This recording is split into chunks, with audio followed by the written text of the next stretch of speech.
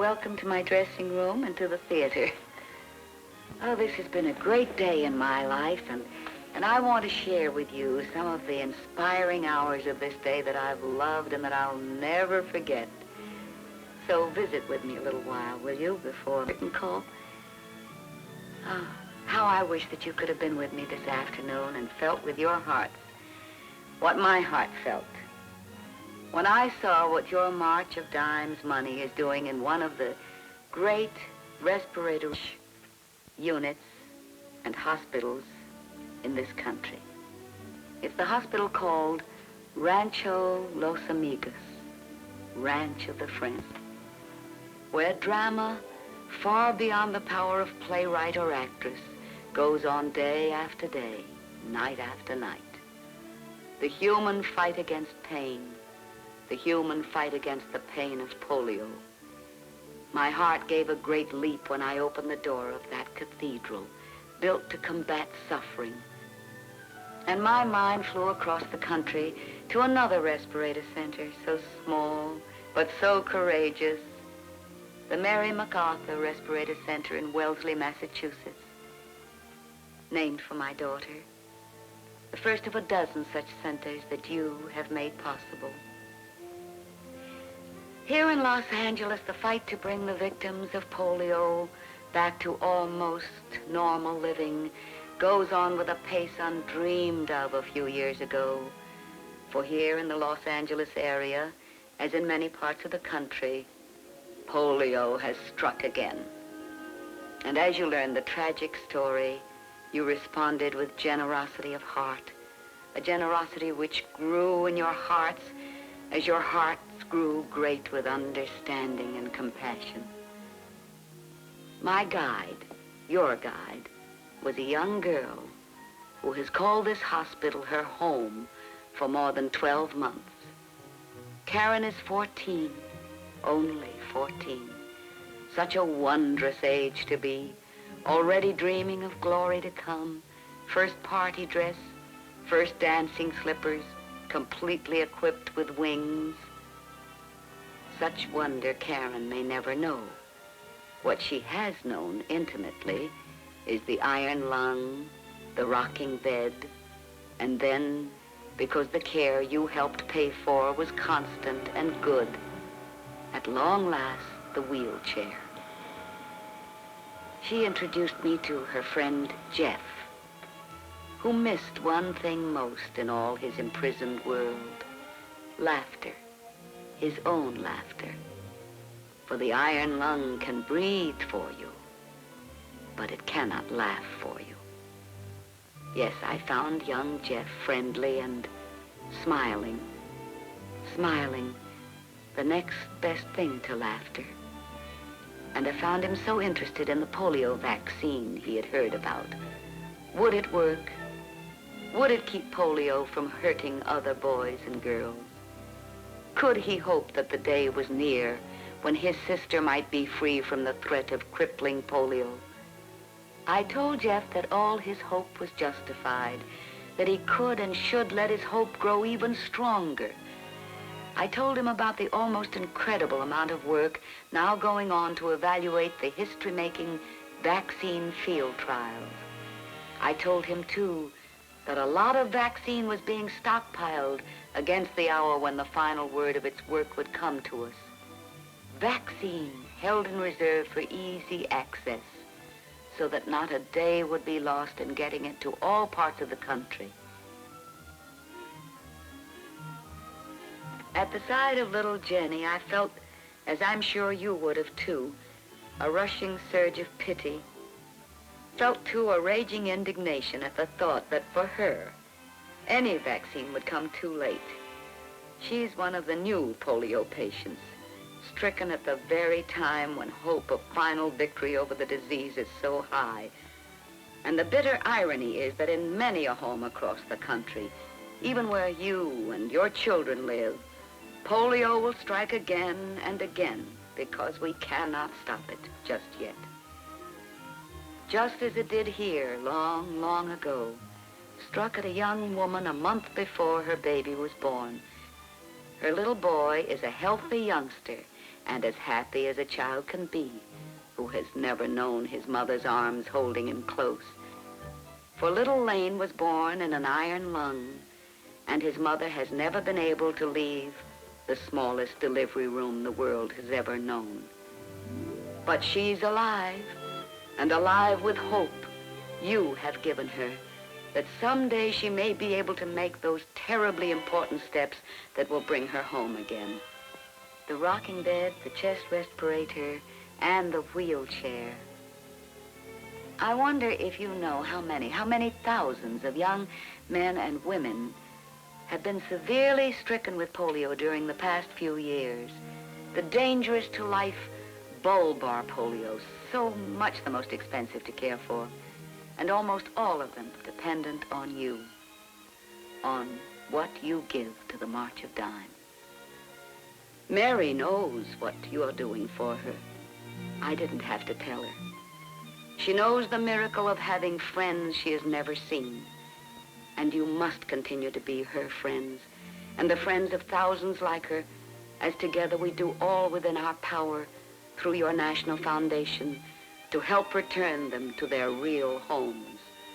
And you make this possible. Oh, yes. Constantly you are helping the stricken not only to better health, but to a measure, an ever-growing measure of happiness. And the greatest happiness comes to these patients through hope, the hope that you give them. When we left the room where all was stillness except for the sobbing of the bellows of the iron lungs, Karen and I came to a room where all was movement. The movement, life-giving, life-saving of the rocking bed.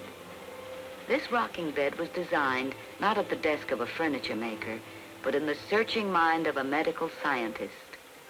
Swing up, and the diaphragm of the patient is pulled down.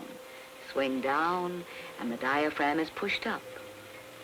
The rocking bed is as truly a breathing machine as the iron lung, and for the patient who has graduated to one, the rocking bed is like swinging on a star, free if only for an hour or two a day, at the beginning of his recovery from the captivity of the iron lung.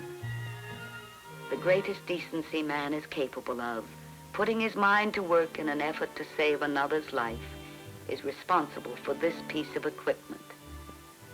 And how much all this equipment costs, and how much it costs to increase the ranks of men and women with skilled hands, trained hands, the doctors, the nurses, the physical therapists, and all of those who must be constantly at hand to keep the equipment going, here and in hospitals all over the country.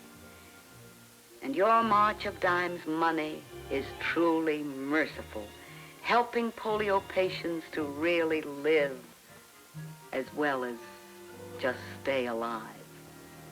Think of the anguish of this young father, his family's breadwinner, when polio stilled his working hands, the creative hands of the aeronautical engineer. He was told he must get better, and he believed the words, for they were true. True for him, and true for his neighbor. For polio hit next door, not many days after Fred felt its cruelty. And now Fred and James are neighbors again, and both of them look forward to going home again. For one of the great jobs of your National Foundation is the rehabilitation of polio victims wherever and whenever possible. And when Karen introduced me to Bobby, my heart went out to him and to his parents. Such a pitifully hurt little boy, such a gallant child. He rode to greet me, scooting down the corridor on his treatment board, pushing his way towards me like a young athlete riding the surf, challenging the sea. It's polio he's challenging. The enemy that struck him down long before he had seen 2 bright candles on his birthday cake. But he'll get up from the floor. Yes, someday Bobby will walk, not as your strong and healthy children, but the lurching walk of a child on crutches.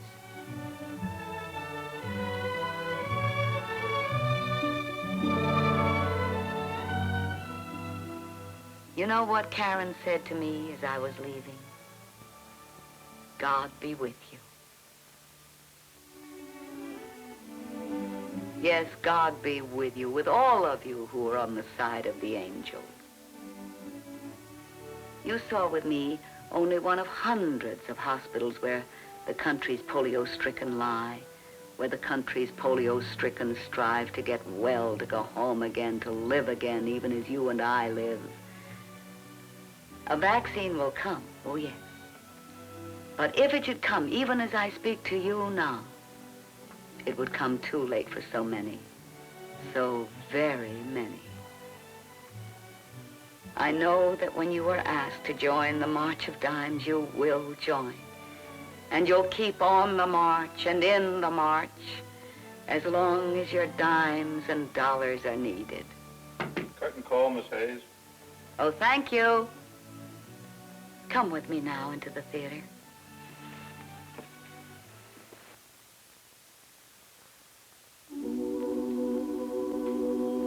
The Lord is my shepherd, I shall not want. He maketh me to lie down in green pastures. He leadeth me beside the still waters. He restoreth my soul. He leadeth me in the paths of righteousness for his name's sake. Yea, though I walk through the valley of the shadow of death, I will fear no evil, for thou art with me. Thy rod and thy staff, they comfort me. Thou preparest a table for me in the presence of mine enemies. Thou anointest my head with oil. My cup runneth over. Surely goodness and mercy will follow me all the days of my life. And I will dwell in the house of the Lord forever.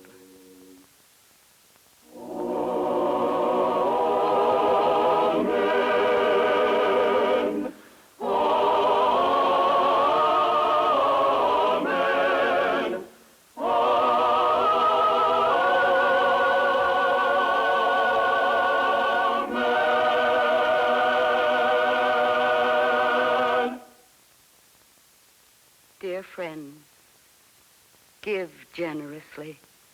Give generously with all your hearts to the March of Dimes.